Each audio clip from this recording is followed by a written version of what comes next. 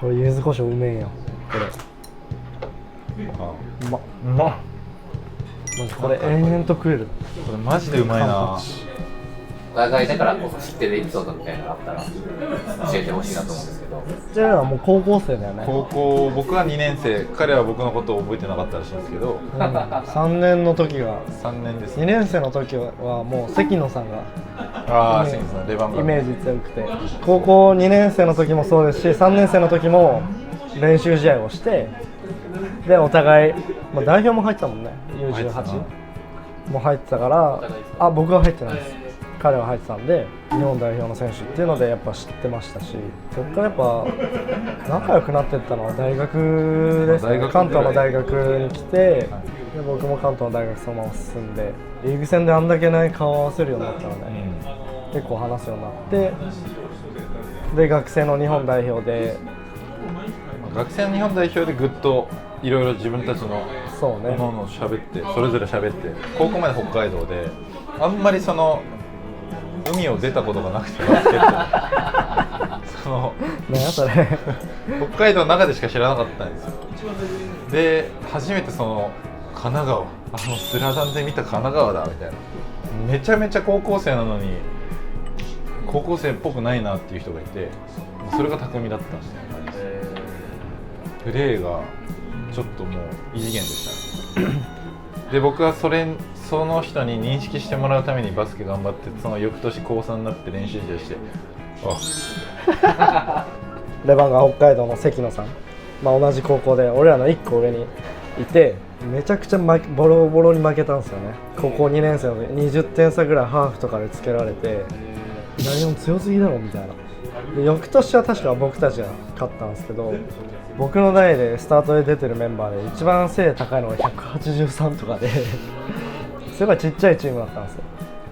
で、当時から195ぐらいあってちょっとふくよかなっていうわけでもないから、やっぱスピードもめっちゃあるし、いいな、うちに欲しいなと思いながら見てたのは覚えてます。でもやっぱ東光学園ってサイズはないって言ったんですけど、なんかもうゴールデンステートウォリアーズみたいな感じで、なんかみんなシューター軍団みたいなですごい頑張るし、サイズで見たら絶対こっちの方が上なのに気づいたらもう負けてるみたいな感じの試合展開になって、それ驚きましたね、レベルの高さに。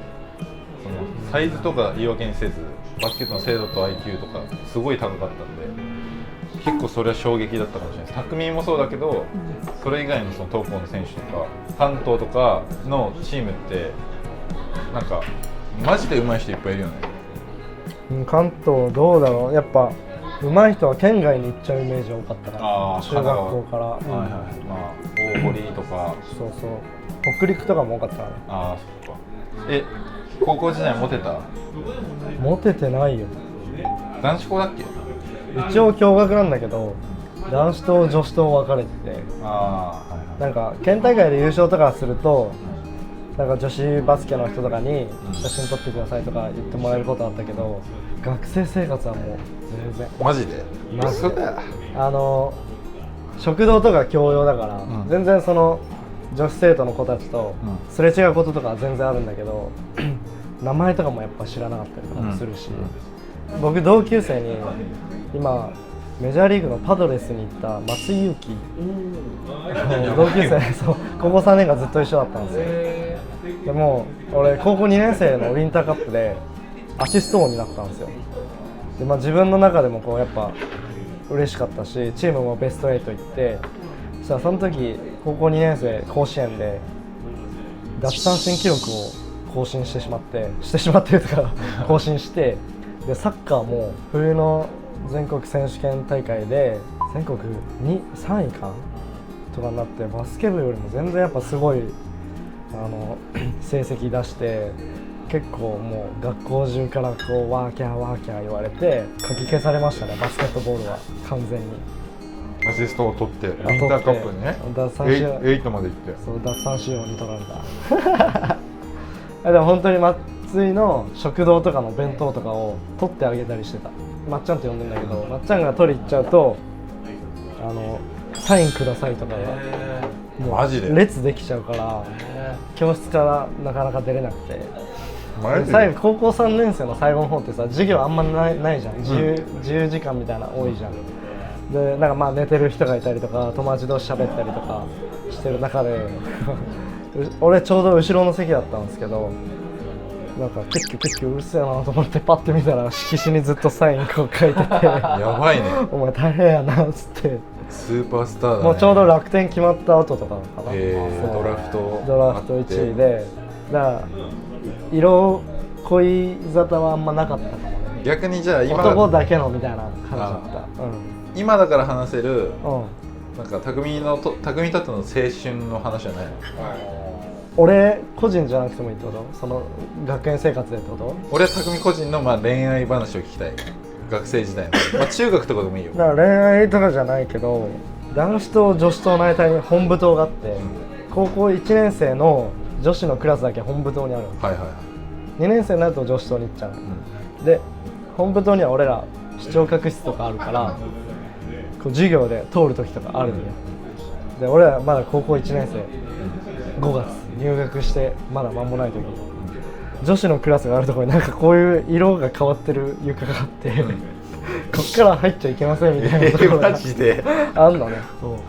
まあ、学園生活やっぱちょっと楽しくしたい気持ちもあるやんか。いやちょっとまあクラスメートのやつが、そこの境界線を越えて、境界線越えちゃったんだ。そうなんか書いたアドレスかなんか渡しに行ったよ、帰ってきて「お前行ったな」みたいな、なんかみんなでこうクラスで盛り上がったんだけど、校長先生から厳重注意受けてやっぱダメだったんだっていう。なるほどね。そうコミュ力のこの字もなかったやんか。話しかけに行っても向こうもなんかちょっと距離があったりとか、だからお互いそういう線引きが結構あったから、なかなかね。匠はその境界線ちょっとあそこ俺やんなかった。やんなかったんだ。なんか俺の感覚的にお前って結構そういうとこ鈍感なんだよね。多分ね結構いろんな女の人魅了してるよ多分。いやそんなことはない。してると思うよ。お前そこは鈍感だよ。だから逆も一緒やん。女の子からそうやって声かけてくれるやっぱ勇気も必要じゃん。だからバレンタインとかをもらったことはあったよ。そういう境界線とかあっても、高2か高3か忘れちゃったけど、チョコもらったことはあった。なるほどね。恋バナで行くんだったら多分中学生の時が一番いいよ、聞きたいこれ初めてなかなか話さないよな。いやさ、ちょっと恥ずかしいもんなんかちょっと一回お肉食べてゆっくりするわ。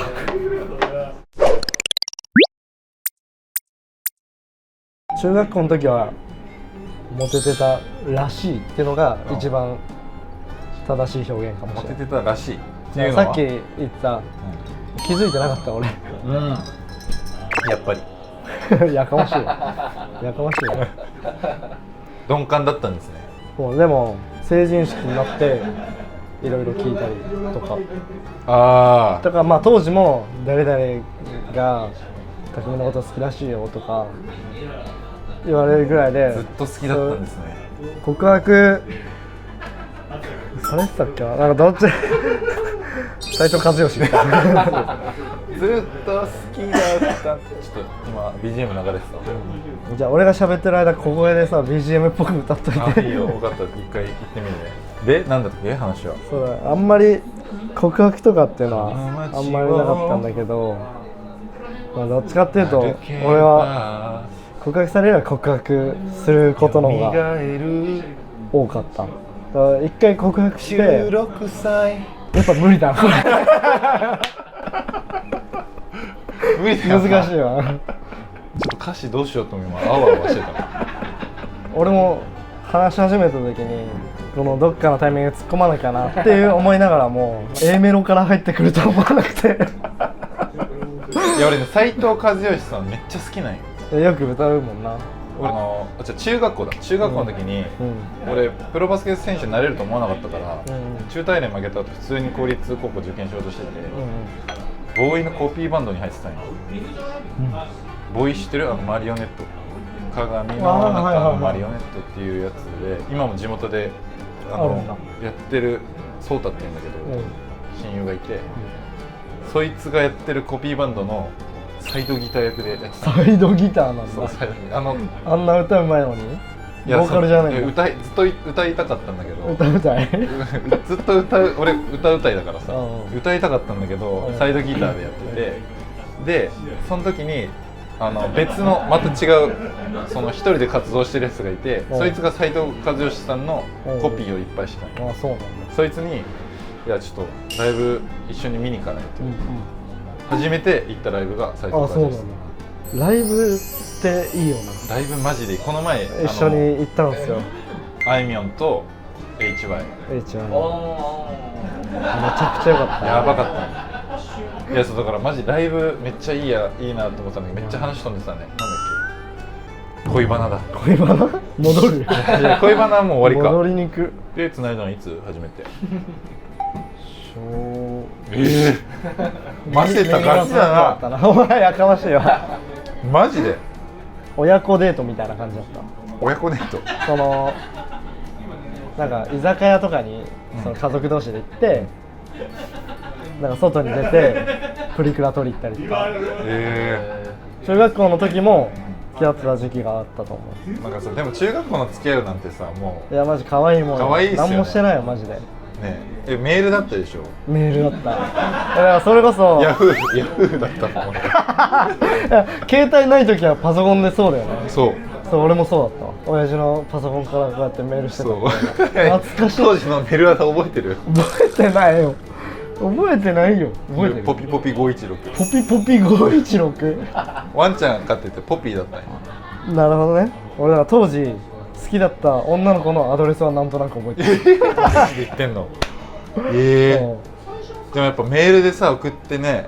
だからその子はもう中学校最後の方に、もう卒業式にもう一回告白してみたいなそうなんだ感じ、確かで一回その子は振られたんや。振られたんだ。振られたんだけどもう一回告白して OK もらって、で高校入ってまあ違う高校やったから、結局別れちゃったんだけど、その別れた理由が成人式の時に聞いたら結構やばかったっていう。そうなの？そう女性同士の嫉妬じゃないけど、争われてた。友達もなんか俺のこと好きでみたいな、なんかそういうのがあったらしいよね。それを何年越しかに喋られたんだ。それを罪な男だね君は。まあモテ要素しかないっすよね。だから俺ばっかじゃなくて拓磨も話そうよ。そんなのいや俺だけさ。俺はもうただまあ田舎で過ごしてたから。じゃあその初めて手繋いだってのはいつなの？いつだっけな、マジ覚えてないんだよな。中1かな。あんま変わんないじゃないかお前。いやなんかね、それすらもなんかもう付き合ってるっていうことすらそうなんか言わなかった人に言うのも恥ずかしくて、なんか部活の顧問にバレたらやばいかなとか。だからなんか帰りの学校とかもなんか別で行って、あそこの公園集合ねみたいな。でそこで喋って、じゃあおやすみみたいな。彼女は基本的にずっといたの？彼女はねずっといたかな。いやだるいたかな。俺だる。いやモテますよとかなんか言っといて、自分がなんか一番青春してるやん。青春時代を過ごして後悔みたいなある。そのこうしとけばよかったみたいな。俺があるのは学園祭でカラオケ大会があったんよ。なんかナンバーワンを決める大会があって、俺歌のやつに出たんよ。でそこでなんか恋愛ものの歌を歌うことがあって、当時好きだった子になんか友達と話してて、お前その子になんか指さすかウィンクみたいにすれば、いやもう行ってくるわっつって、いざ本番になってやらなかったんよ。ずっと後悔残ってる。ませてんね。いやでもそのさっき卒業式に告白したって言ってたじゃん。で高校入ったらもうさスポーツ推薦に入ってるからもう部活の毎日なわけやん。あんまそのデートとかあんまできなかったわけやん。いやできないよね。だからもっとなんか早く告白したかったなってのはあるかも。その同じ中学校のうちに青春したかったよね。同じ。いや確かに。なんだかんだそのね犠牲にしてきた時間もあるからね。いやあるね。だから中学ぐらいが一番なんかそうだね。学園生活も楽しみながらも、部活もやりながらみたいな。いやそうなんかスポーツ推薦で入るとやっぱさ、そっちにもうやっぱ力入れるのに必死やん。そうだね。結果出さないとって思うからね。今まで好きな人がいた時にそのときめいた瞬間、その所作とかそのフェチとかこういう女性のこの行動がすごくキュンとしたみたいなのある。俺結構ベタかもしれないけど、こう耳にかけるの好き。ああ、いやそうなんだ。隠れてる耳がこうふって出てくる感じでかけてくるのが、こうじゃないよ、こうじゃないよ。かき上げとかじゃない、ちょっとこうやってかけてるのがときめく。ときめく。うん、次のサイン会みんなみんなこうしてきたらどうする？でも普通にシンプルに髪の毛整えばするよね、みんな。それはあ、そうとか、なんか学生の時とかさ、こうやってる時に髪の毛がごめん勘違いしてた。そういうことね。わかる。ノート書きながらなんかさ、こうとかでしょ。よくあるのはラーメン食べる時とか、はいはい、わかるよ。こういうこう結んでここにさ、ゴムをさ噛みながらさ、こうやってやって、ちょっと汗かく時とかね、そうそう、ああいうのはいいかもね。それはかき上げて結ぶ。はいはいはい。だからたくみんサインお願いしますは違う。それは違う。日常のね、日常のそうこれね。そうなんかある。俺いやちょっと話は違うけど、学園祭でめちゃめちゃやっぱゴミとか出るじゃん。でなんかそのめっちゃ可愛かったよ、その人。めっちゃ可愛くて性格も良かったんだけど、ゴミがすっごいことになってて分別ができてないみたいな、注意されて、それでもうバカ汚いゴミの袋の中に手突っ込んでこうやってる姿を見て、癖強いな。好きって思って。